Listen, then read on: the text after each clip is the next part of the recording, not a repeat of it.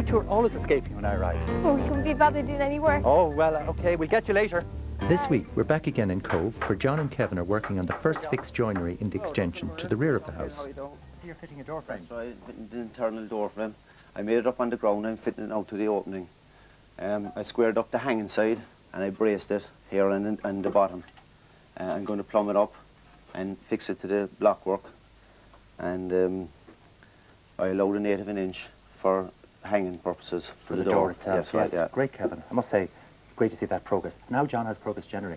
Well, the plumber Roy has actually started running the pipes inside, so if you just want to come in there and...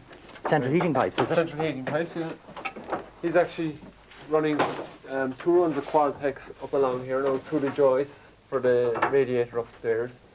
As you can see, he has drilled the joists rather than notched them, which I think is a good idea. It's much better to do that than notching, John, because if you notch on the top or bottom of the joist, you're weakening the joist, whereas by drilling through the centre, you're not weakening the timbers. Right. Now, difficult to do that with plastic, or with copper, I should copper, say, yeah. because copper is not flexible. With this flexible plastic pipe, you can do it. There seems to be a lot more manoeuvrability in it. They're well able to manage it, you know. You may also notice there now that we've run the flow and return for the radiator down here. Yes. And it's actually sitting on top of the aero board, right? We're using 4-inch aero board as instead of the normal 2-inch stuff. We were able to get it handy enough, and it seems to be a far better job. And because it's 4 inches thick in the whole lot, it means that we can run our piping along the top of it on these special brackets here. It's just tied into place. And just clipped here then? It's just clipped, yeah. Simply, yeah. And because of the fact that there's 4 inches of insulation underneath it, and there's a 3-inch screed of concrete going on top of it, it means that we don't have to insulate the pipes either, you know? Right, Which is a good system. So the first benefit here now is you've increased the aero board here from 2 inches to 4 inches, yeah? And the building regulations require a minimum of 2 inches. In fact, I think it's 55 millimetres, but you've gone 100 millimetres. Yeah. Now, I suppose the first benefit is your heat loss to the floor is now reduced to 1/2 what it would have been. The second benefit of that is that you're going to have a warmer floor than you would have had with only 2 inches of insulation. And the third is now you're acting, the floor screed which sits over this insulation is going to be like a thermal store. So has it cost you much more? No, all it's cost extra to do the whole floor is £30, which is, I mean, it's nothing, you know, in the long run. I mean, we gain it back in savings with the efficiency of the boiler and everything else inside. Right. I mean, everyone is going to benefit out of it, the environment, the whole lot. You know? That's right, exactly. Is Fiona inside, by the way? She is actually. Right, I'd love to have a chat about these sort of things. I'll go back here now and I'll help Kevin. Thanks, John. He's under pressure today. Okay. Fiona called me during the week as she was concerned about the use of energy in their home, now that they were dealing with a larger area. As you can see, Duncan, they're putting in the heating pipes outside. Now they're going to be run in to join our present heating system. I'm just wondering, does it have the capacity to take the extra load? Well, it's a very good question, Fiona, because I know you enjoy this, this solid fuel heater here, which does your central heating of the existing house, and it's a lovely centrepiece in the room, focal point. And I know if you extend, as you're doing here, especially when you're extending by 50% of the existing floor area with your extension, you're going to place a lot more demand on this appliance in terms of trying to heat the overall house. But because we're going to be insulating that well, it's not so bad, actually. The picture, in fact, is very good. We've done an energy rating calculation on the existing house. And as you know, with all old houses, they perform very badly in terms of energy. Now, this actual energy rating of this house is about 637 kilowatts for every square metre of floor area per year. Now, that sounds a bit confusing to you, I'm sure. Well, what I mean by that is that it's like miles per gallon in a car. For every square metre of floor area, because of the poor insulation through walls, roofs, floors, windows, etc. of the existing house, the overall house is performing very badly. And it means that every square metre is consuming about 600 and odd kilowatts of energy per year. Does that make sense? In terms of cost? In terms of cost, the actual energy calculation is about £750 per year using solid fuel through this appliance to do the domestic hot water for cooking, etc., and washing, and to do all of the space heating demand.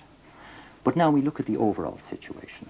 By extending by 50% in floor area, but because you're insulating that very well, first of all, the performance of that extension, which is about 33, 34 square metres in area, is going to be performing at about 190 kilowatts per square metre per year. So it's much lower in its energy rating, which means it's much better in terms of its performance. Cheaper to run. It's less than a third in terms of performance of the existing house. Right. Yeah, but when you look also, Fiona, at the existing house, in what you're doing, you're going to now be insulating on the exterior of the house. You're putting 100 millimetres of insulation on the outside of the walls. You're also going to be double glazing, and you're going to be upgrading the insulation of the roof. Now, the whole insulation of the house now is going to be much better. And the overall energy rating is going to be somewhere in the order of 200 kilowatts per square metre per year. So it's much better than it was before. But it means now that the new situation concerning amount of fuel you're consuming is going to be much less. In fact, the actual cost now to heat this overall house is going to be down from £750, which it was originally, to £400 per year. Really, that much? It'll make that much of a difference? It will. You're going to make a saving rather than the other, and it also means that this particular appliance can be your central heating without having any difficulties with it. It can still take everything in the words? Yes, that's right. And cost us less as well? And cost you less, and you don't have to change it. But I believe also you've decided not to move out. I thought you were going to move out during the construction. Yeah, I think we've gotten used to the dust now at this stage. Right. Okay. And Kevin has been very good, you know, they clear up very well at the end of the day and that. So we've decided to stay, I'm sure. I think Sheba's gotten used to them being around as well. I think Sheba loves it here, yeah. Yeah, she wouldn't settle well now if we went somewhere else, I don't think so. We're going to stick it out.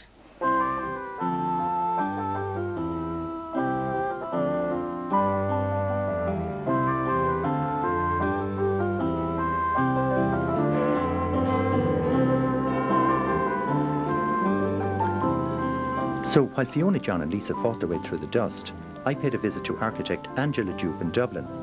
Angela's sunroom is part of Design Your Dreams exhibition.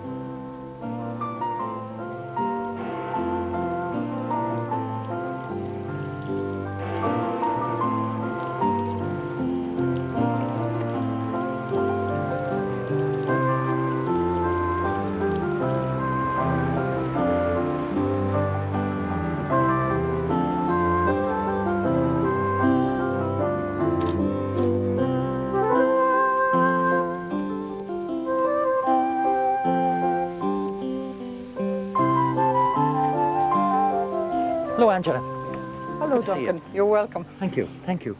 God, this is beautiful. It's lovely to see such a secluded, wild garden here in the middle of Rathmines, isn't it? Yes, it is. And it looks so mature. It's not mature. I'm only here since 1990, so this garden is actually only here a couple of years. Well, you think of us here for a part of the old original house, wouldn't you? That's because I've used so Yeah. many old materials in the place. I Right, think. these old granite flagstones now and steps and all of that. These steps came from a demolition site, and most of the stuff I've used has come from architectural Right, salvage of really, some form yes. or other. The And- bricks came from my old building that was demolished here. I love the way you've kind of set them up there in this kind of meandering little brick pavers that flows through the garden, yeah. Well, Right. that's because I've got a wonderful stonemason, a guy called Jim Barco, and he built all of this for me, including this building at the end here. It's a beautiful little piece. What is it? That's my potting shed. Right. Some and, call it my gate lodge. Right, and I love the bits of old stonework around the door. Isn't Yeah? it lovely? They Yeah. came from an old building called Gibbstown House in County Meath, which was demolished in the 1950s. Well, isn't it great to see a whole new lease of life for such? Yes, Well, and it's what about nice the to water do that. feature, Angela, by The the way? water feature was built Yeah. by Jim Barco as well, and it's really because I like the sound of water, and it deadens the traffic a little bit. It's a lovely You actually murmuring don't feel sound you're here, in the isn't it? city anymore. Yes, it's just pumped, is it? It's just a... It's just recirculated the water. Right, yeah. And there's a slight top-up needed from time to time because of evaporation. Right, yes. But I haven't used it very much this summer because of the Yes, the drought, of lack course, water, and trying to exactly. conserve water, etc. Angela is also a landscape designer and has recently been involved in setting up an association of landscape gardeners, as this is the 60th anniversary of the death of William Robinson, one of Ireland's greatest landscape gardeners.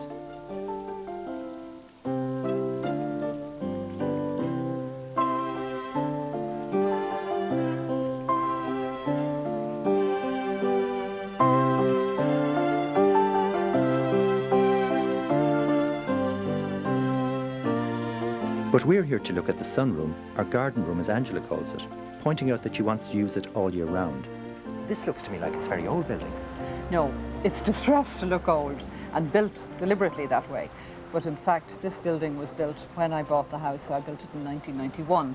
So it's 4 years old at this stage. It's like an old orangery, isn't it? That's what it's based on, Yeah. because the house is 1840 and an orangery would have been about the right time for that. Yes, and it's like an extension to the garden, isn't Yes, it, in that sense? it's a garden room, though, rather than a conservatory. Right, and I love the I old want to be stonework able around to it. use it all the year round.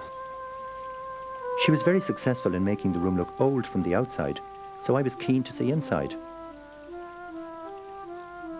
This is lovely, Angela, very nice. I love the painting. That painting was done by Paula Erocht, and it's based on a piece of ironwork that I found in Bath. It's also a sort of slightly Florentine feel with the gilt and the different colours in it. And the old distressed look, Angela, the way it follows around the room. Well, all of that is done actually on a sand and cement plaster, because the sand and cement is absorbent and it allows the different colours to come out when you go to paint it. Of course, and I love the way the little details with Isn't it lovely there? Yes. Now, I put in this lantern light here because I wanted to bring light down right over the centre area here, because I use this room a lot in the daytime. Yeah. It really throws so much light on the room, and especially onto the niche there, Angela. Yeah. It does.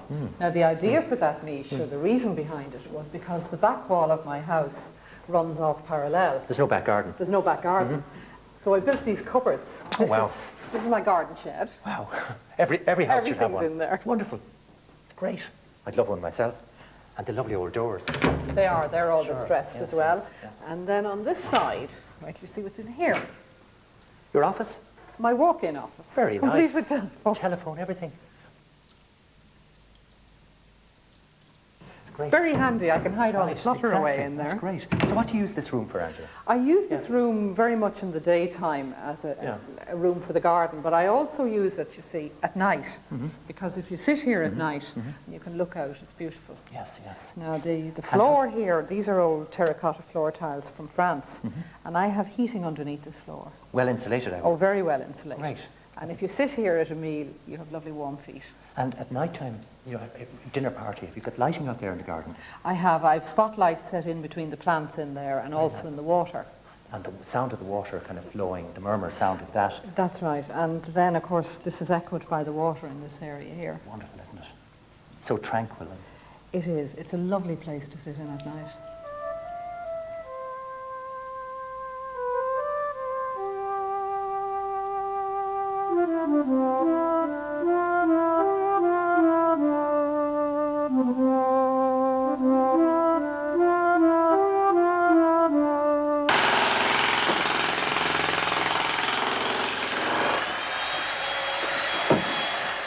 Back in Cobh, Kevin was busy with the breakout. I wonder will John and Fiona regret their decision not to move out?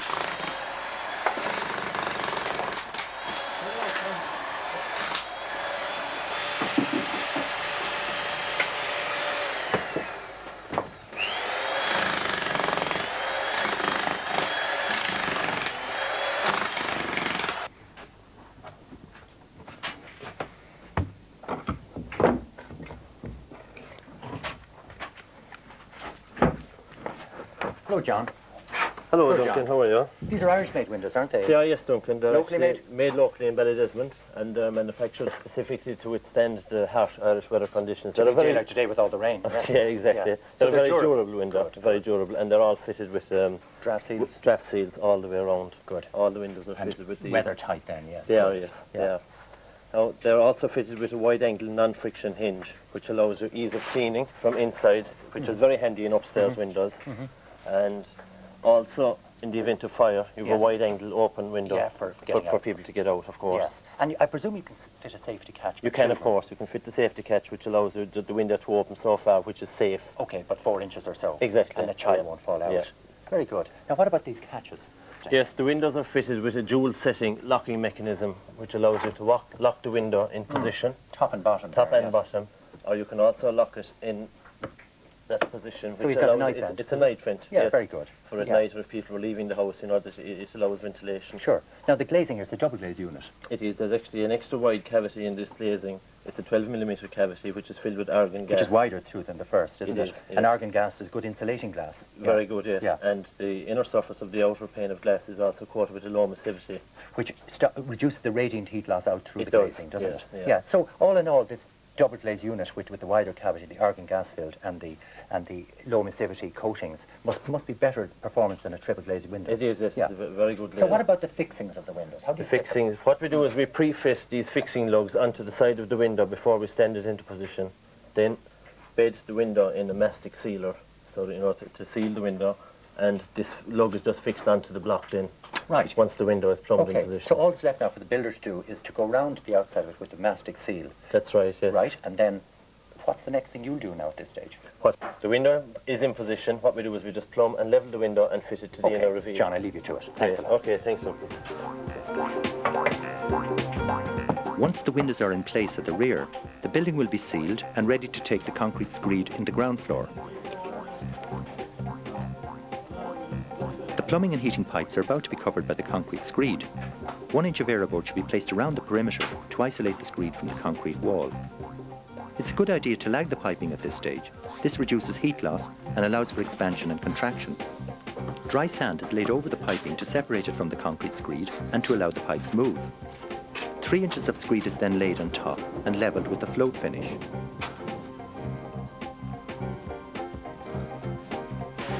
With 4-inch insulation, the heat loss through the floor is reduced to half of what is required by the building regulations.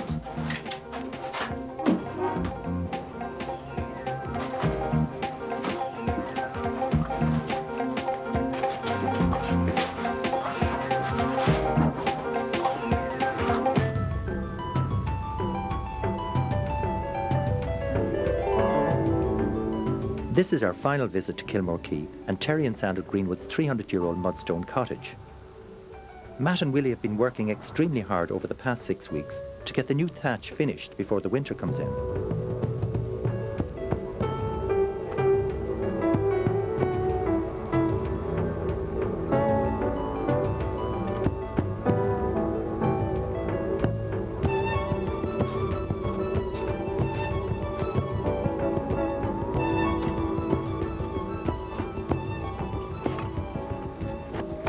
Willie, I must say it's great to see it nearly finished. It is, yeah. Despite the weather now, made good progress. We're up to the ridge. Yes. Finished all the coat work. So what are you working on now, Willie? Now I'm just finishing off these skirts around the hip. These will be our straw skirts. They go all along the ridge around the hip. This gives us a nice good thickness for our cut, the cut line that you see. It also helps give us good covering over the fixings on the last course of reed. Keep all the weather off the top of the reed. Right, so you use scallops then to fix that down with, is it? This will be Timber fixed, yeah. scallops? This will be fixed with the hazel scallops. Driven in at a, they have to go in at least level, preferably slightly uphill. This will stop the water running down Right, through them. yes, and it's you a very get good critical pipe area. fixing. Yes, It I is, mean, yeah. you're up in the ridge where it's going to get the brunt of the weather, It's isn't going it? to get all the wind and rain, so it has to be good and tight. Right, Very and good. also very good, well fixed, because of course wind is going to lift anything at that stage, isn't it? It is, well, it is well fixed. You'll see the pattern cross-rodding coming across the ridge, and that really holds it down rock solid tight. Right, You know, so keeps what it- goes over that, Willie, then? The top of the ridge is finished with a straw wrap over, which is it's just pulled either side of the ridge, pulled down extremely tight, and then held in with the cross rods and the lickers. Right, I'd love to see how that crossrod work is done. Well, Matt's just finishing off the far end. He's working on the cross rod patterns. Willie, I'll be back to you later. Thanks a lot. See you later. Thank you.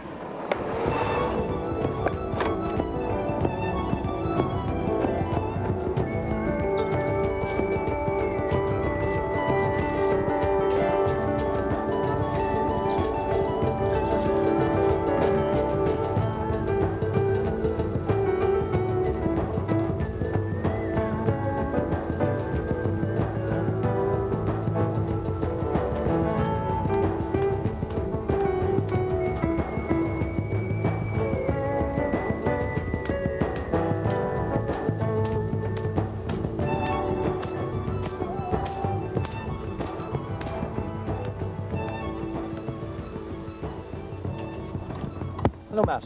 How are you, Duncan? You must be glad to be up at the ridge. Yeah, it's good to be here. It must have been tough, actually, tough work. Last couple of weeks the weather wasn't great, no. No, it's a tough job, I'd say, yes. Yeah. But I'll tell you, the work looks really great, and you must be very pleased with it. Yeah, the ridges went actually quite well. Yeah, and this is the most critical stage, isn't it now? Yeah, the ridge is very critical. It's like topping on it, really. So we got to get it really tight as we can. We got to get it up to a good point on top, shed Build the it up water. to that, yeah. Yeah, and then we got to get our rod work on. And this brings it down really tight. So these rods then are fixed with what? With the scallops? These are fixed with scallops, yeah. These are called liggers, split hazel. And all of this work here obviously is not just decorative work, is it? No, it's completely functional. Yeah, and it looks very beautiful. Yeah, well, it has the advantage of looking decorative as well, so... And it's then holding down all of these, is it? All the way down, this Yeah, whole... This... yeah, the whole thing is actually held on with these spars. Right. Very You good. see, it gets really tight. Good. And then after this, then you what? You just cut it Yeah. here? After that, there's the cut. Yes. So it can be flush or block. We've gone for block here. Right. And that's really it then. Shave it and brush it down. Yeah, Matt, and those beautiful dormer windows, I mean, really, they're very attractive. Yeah, we're quite pleased with them now. Steph and Willie designed them, but we kept it traditional as we could, and they worked out quite well. And they're functional too, they're not just aesthetic. Oh, no, those no, shapes. No. Two sides are very important to get just right because you have a valley there. So you have the water coming off the ridge, coat work and the dormer into one point, so that has to be good and loose. Right, and you try... The coat work, the face loose now. Yes, but it's tight. I noticed too, you're not letting it into a point. You're actually sweeping That's those right, valleys that's very right, nicely, yeah. very gently. That's And that right. looks very well too. Yeah, it does. It gives a soft look. It does. Yeah. And are you saying it shouldn't be too tight in there? No, Is that no, right? if you bring it in really tight, well then you get capillary action naturally, soak it Of up course. again. And it's So- where the water's going to concentrate That's down right, the yeah, valley. So you yeah, have the least yeah. place you want it to happen. Very good. I'm going to go into Terry now and Sandra and have a chat with them. Right. Great, okay. lovely. Thanks, Matt.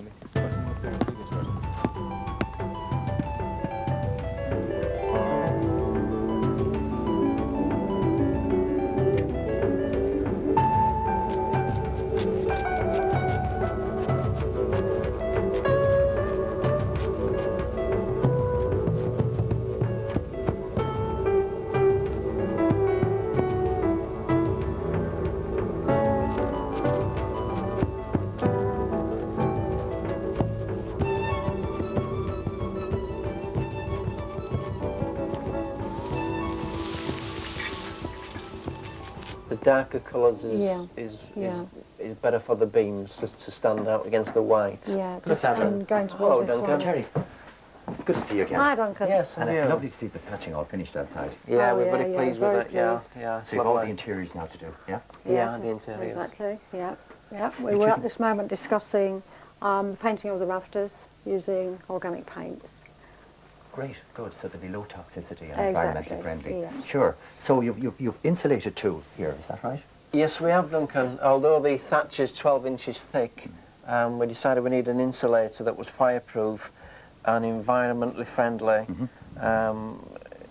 against the thatch, and it also breathes, so it allows the air to pass through and it breathes, which is important. Sure, and it's vermin proof too, isn't it? It's kind of got some... That's right. Yes. This is the warm cell one that we chose, and we put up the plasterboard first and drill a hole in it and then pump it in behind there to keep Very it nice good. and warm. Very good. Yeah. So I noticed you have left this part of it open here. Oh, well, that Yeah, part is it's going to be left beautiful too, like isn't that. it? We Yes. decided that we love the thatch so much Yeah. that we would Sure. retain a little I bit. think all of this visible here, and the lovely exactly. craftsmanship and And the workmanship window, is lovely, yeah, isn't it? yeah. So you're going to leave it open like that. That's great. Yes. So the next thing now is painting, is it? Yeah. Yes. Follow through. Yeah. Great. And doing like- We would love to come back when it's all done, painted and all landscaped, and I know you're doing a nice little garden, kind of cottage garden feel to it. Yeah. So we'd love to come back and visit you again maybe next year. Yeah, Lovely. we'll Love love to you, see yeah. you. Thanks, Yeah, we'll Sandra. see you. Okay. Thanks, Terry. Okay. Appreciate it. Leave you to it. Okay, bye-bye. Okay, so right, so it's the darker Yeah, colour we'll choose the darker for the one. beams, Yeah. the white for the plasterboard Yeah. to reflect the light. And what I'll do is then I'll start thinking about mixing.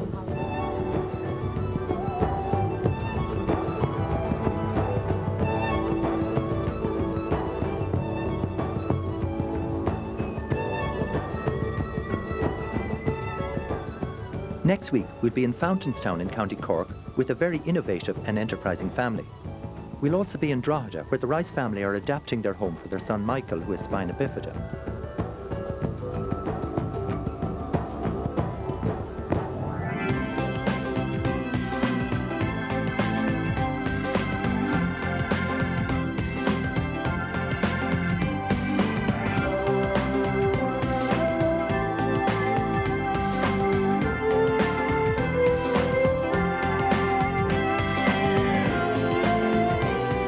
You'll find further information about items featured on the show on Airtel page 356 RT1.